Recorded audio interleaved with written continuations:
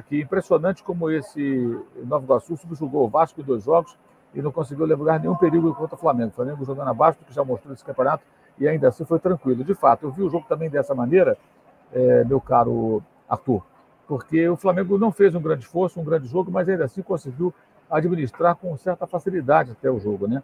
As únicas oportunidades de gol do time da Baixada Fluminense foram chutes de fora da área, como já vinha acontecendo em outros compromissos do Flamengo. Chutes de média distância, que fizeram ali o Rossi trabalhar um pouquinho, mas, no geral, o Flamengo tendo um domínio completo do jogo. O Robson Bertelli, que é membro do canal, diz que o Luiz Araújo está bem abaixo dos demais. Cara, eu achei que ele fez um bom jogo hoje, inclusive, foi muito bem no lance do segundo gol, com uma ótima inversão de jogada. Ele inverteu, encontrou o Cebolinha livre, o Cebolinha deu sequência à jogada e o Pedro marcou. Fez outros bons lances, fez uma inversão boa, buscando também a cabeçada do Bruno Henrique, que foi para fora. Enfim, eu não acho que ele foi mal hoje, não. Eu até entendo que o Luiz Araújo, ele não tem bola, na minha visão, para ser um titular intocável absoluto. Mas hoje eu acho que ele fez uma boa partida. Cebolinha muito bem, elogia aqui o Marcelo Martins da Silva. O Felipe Alvim, que neste também elogia o Everton Cebolinha. O Vitor Cunha, também conosco aqui. Boa vitória, mas o time está perdendo muitos gols ainda. Eu falei sobre isso na transmissão do Gols, meu caro Vitor. O Flamengo ainda perde muitos gols. Inclusive aquela grande defesa do goleiro Fabrício no primeiro tempo foi o gol perdido pelo Pedro. O Pedro estava em condições de marcar, ali numa situação super favorável, e acabou desperdiçando uma chance muito clara. Eu acho que isso precisa realmente ser corrigido, né? O Flamengo tem que dar um jeito nisso. Não é possível que o time perca tantos gols assim, como já vem acontecendo há alguns anos, e hoje não foi diferente. Cláudio Peçanha, a Glaucio também com a gente, Alexandre Ferreira, não gostou da organização tática do Flamengo. A recomposição é muito boa e defensivamente o time é muito seguro. Agora, no ataque tem que aproveitar melhor as chances criadas. Cria chances, mas ainda está desperdiçando gols demais. Um abraço para Contagem, Minas Gerais, onde está o Pedro Ricardo. Valeu, Pedro. Um abraço para você, meu amigo. Aí no interior mineiro. E aguardando também a entrevista do Tite, que ainda não começou. O Matheus Gomes fala do pênalti. Eu achei que houve o toque, mas o Luiz Araújo não, o Ayrton Lucas poderia continuar na jogada, na minha visão. Ele acabou dando mais um passo, depois acabou optando por desabar. Se o árbitro não marcasse o pênalti, seria bem feito por Ayrton Lucas, mas o toque de fato aconteceu. Mas um pênalti, no mínimo, discutível. Dá para discutir de fato a marcação do pênalti, porque o jogador tinha condições de seguir. Aí fica muito interpretativo.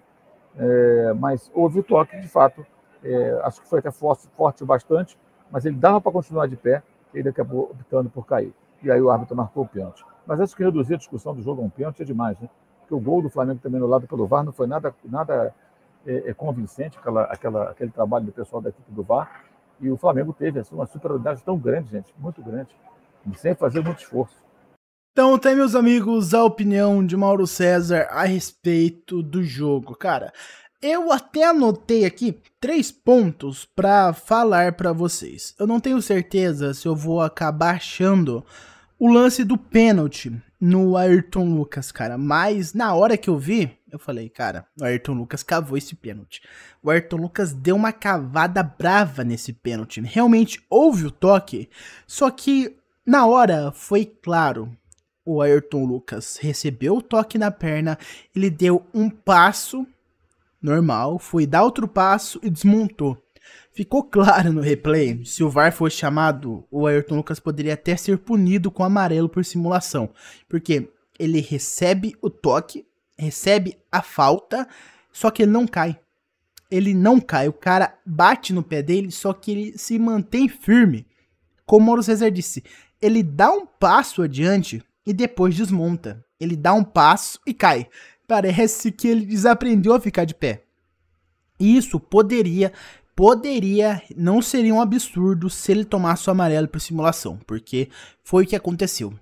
Ele não recebeu uma falta forte o suficiente nele para ele cair daquele jeito. Então poderia sim ter tomado amarelo por simulação. Não tomou por sorte, mas poderia muito bem ter tomado um cartão amarelo por simulação naquele lance. Se o VAR tivesse chamado, ele teria tomado amarelo. Agora, a respeito do gol perdido do Pedro, cara, méritos totais do Fabrício. O Fabrício jogou muito. Foi um dos melhores, se não o melhor do Nova Iguaçu em campo. Porque esse cara defendeu bastante. O Fabrício foi a estrela do Nova Iguaçu, na minha opinião. Na minha opinião, ele foi a estrela do Nova Iguaçu desse jogo. Porque o cara defendeu muito, cara. Mas o Pedro ter caprichado um pouquinho naquela bola. Ele poderia muito bem ter dado uma caprichada extra naquele chute. Méritos do Fabrício, mas se ele tivesse colocado um pouco mais de empenho, não ter sido tão displicente, ele poderia ter convertido aquela chance em um gol. Ia ficar 4-0 pro Mengão. Poderia muito bem ter feito aquele gol, cara.